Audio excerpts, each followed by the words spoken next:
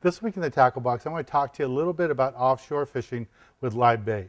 When I say offshore, we're mainly talking about tuna, but it could be Dorado, yellowtail, doesn't really matter. Any of that kind of school-sized fish. So when you're fishing out there, there's basically two hook styles that we use. It's a J hook and a circle hook. And just to show you what they look like, this is a circle hook, this is a J hook, and the way you fish these is totally different.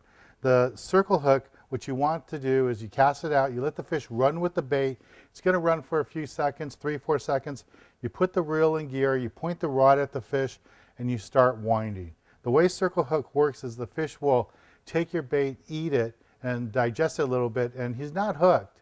He doesn't get hooked until he turns and goes away from you. And when he does that, the hook's going to get him right in the corner of the jaw. It's a great way to fish if you're new to fishing, or if you have people fishing with you that don't have a lot of experience. A circle hook is great because they don't have to think about when to set the hook.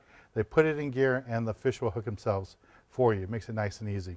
Now with a J hook, it's totally different. J hook, you have to let the fish run with the bait. You go ahead and count to 3 or 4, put the reel in gear, and then you have to pull really hard because you got to drive this hook out of the bait and into the fish. So that's why I said if you're new to the sport or you have people who are new to the sport, go ahead and use a circle hook because it takes all the thinking out of it for you. Now if you're not sure what hooks you need, I have my hook kits, and they're by Eagle Claw hooks, and there's 3 different hook kits. We have an inshore, offshore, and a surf fishing kit. The offshore kit is the one that you would want. It's got all the hooks you would need, different colors that I like. Even has a DVD that shows how to tie knots and how to rig up for that type of fishing. And the other thing I'll tell you is that when you're fishing live bait, offshore tuna fishing, start off with heavy line. I always fish with 40-pound tests on that first bite because when you first slide up on those fish, they hit the boat with reckless abandon and they really charge the boat hard and they're not line shy. Use that heavier line.